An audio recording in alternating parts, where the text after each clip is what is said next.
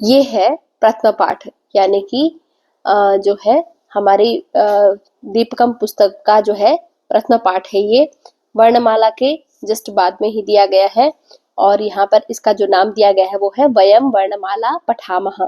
यहाँ पर जो शब्द है वो बहुवचन में दिया गया है। वयम जो है वो अस्मद रूप के बहुवचन शब्द का से है, यानी कि अहम, आवाम और वयम। अहम जो है मेरे लिए प्रयुक्त होता है, यानी कि मैं, आवाम जो है वो दो लोग, और वयम यानी कि हम सब। तो हम सब वर्णमालाम पठामः, पठामः यानी कि पढ़ेंगे। तो अब हम वयम जो है वर्णमाला को पढ़ेंगे। यहाँ पर सबसे पहले दिया गया है वर्णः द्विविधाः भवन्ति। जो वर्ण है वो द्विविधा यानी कि द्विविध यानी कि विधि यानी कि प्रकार। तो जो वर्ण है वो दो प्रकार के भवन्ति यानी कि होते हैं। ये भी जो है बहुवचन में कहा गया है यहाँ पर। तो वर्णः द्विविधा भवन्ति यानी कि वर्ण जो है दो प्रकार के होते हैं। स्वरः व्यंजनानि च, स्वर और व्यंजन। च जो है वो और शब्द और के लिए प्रयोग होता है कि स्वर और व्यंजन।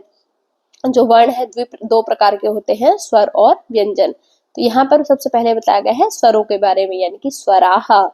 स्वराणाम उच्चारणम स्वतंत्र रूपेण भवन्ति, कि जो स्वर है उनका उच्चारण स्वतंत्र रूप से होता है। आप कहेंगे कि ऐसा कैसे हो सकता है? जी हाँ, कभी भी आप व्यंजन जो है जब लिखते हैं तो उसमें जो है स्वर की मात्रा होती है, परंतु जब आप स्वर लिखते हैं तो उसमें व्यंजन का कोई भी रोल नहीं होता है। ये आपको मैं आगे बताऊंगी। तो यहाँ पर जो है स्वर जो है वो उच्चारण जो है उनका स्वतंत्र रूप से होता है। जब आप क का उच्चारण करते हैं तो उसमें अ शामिल है, परंतु अ के उच्चारण में क का कोई भी रोल नहीं है। और उसी प्रकार से यहाँ पर कहा गया है कि स्वरा जो है द्विविधा भवन्ति। जो यहाँ पर बताया गया था कि वर्णा द्विविधा भवन्ति, परंतु यहाँ पर नीचे कहा गया है अभी कि स्वर भी द्विविधा भवन्ति, दो प्रकार के होते हैं। तो समान अक्षराणि और संधि अक्षराणि च, समान अक्षर होते हैं और संधि अक्षर के रूप में ये बांटे गए हैं। तो यहाँ पर सबसे पहले पिछले वीडियो में भी मैंने आपको बताया था कि समान अक्षराणि, ऐसे अक्षर जो समान रूप से जिनका उच्चारण होता है, ऐसे अक्षरों को समान अक्षराणि कहा जाता है।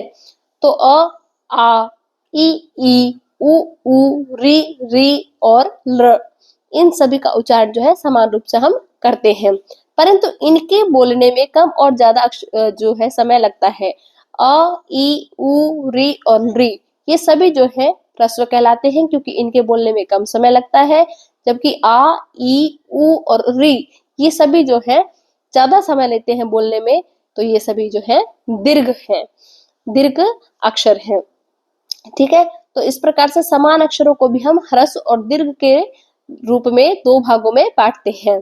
और यहाँ पर बात करते हैं हम संधि अक्षराणि। यहाँ पर संधि अक्षरों की, जो कि है ए, आई, ओ और औ, ये जो चार अक्षर हैं ये संधि अक्षर कहलाते हैं।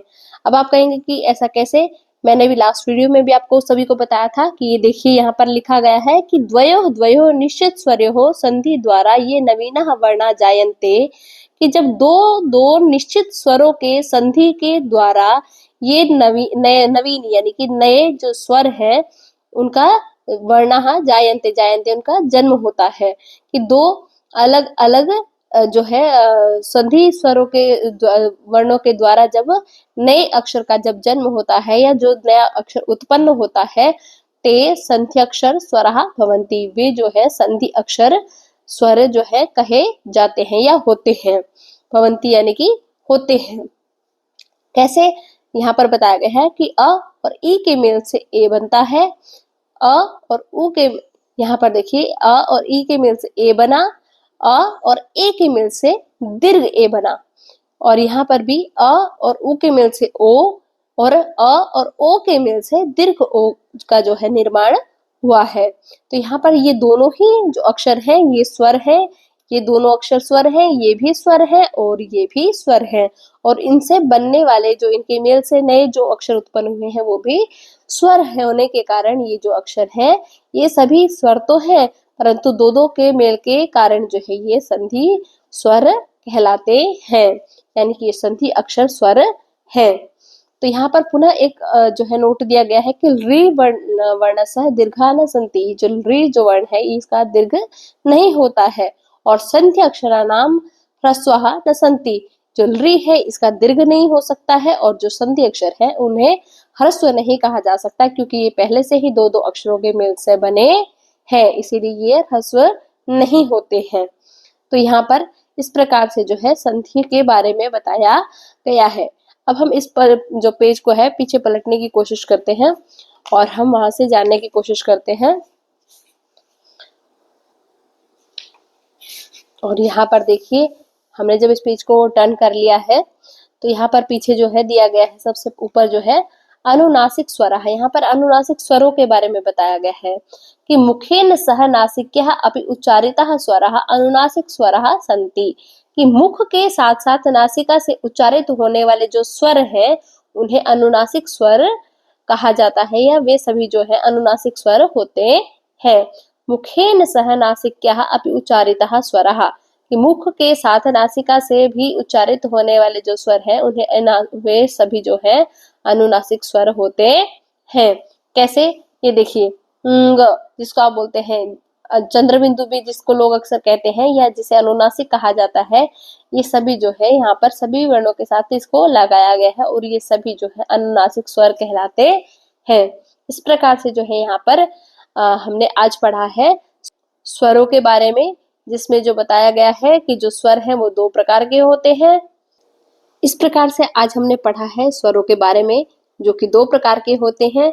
स्वर मुख्य रूप से जो है समान अक्षराणी और संध्या अक्षराणी के रूप में दो प्रकार के बताए गए हैं। समान अक्षर वे अक्षर जिनका उच्चारण स्थान समान है, और संधि अक्षर वे अक्षर जो एक नहीं बल्कि दो दो के मेल से मिलकर के बने हैं। जैसा कि मैंने आपको बताया था कि अ, आ, ई, उ, ये सभी जो अक्षर हैं वो सभी समान अक्षर हैं। इसके अतिरिक्त ए, आई, ओ, औ, ये जो चार अक्षर हैं वो संधि अक्षर हैं, क्योंकि इनका जो मेल है दो दो स्वर अक्षरों से मिलकर के हुआ है। इसके बाद जो है बताया गया कि ल जो है वो कभी दीर्घ नहीं होता है, और जो संधि अक्षर है वो ह्रस्व नहीं होते हैं। और उसके बाद जो है हमने पढ़ा है अनुनासिक स्वरों के बारे में। तो आज के वीडियो में केवल इतना ही। हम मिलते हैं अगले वीडियो में, जहां हम पढ़ेंगे व्यंजनों के बारे में।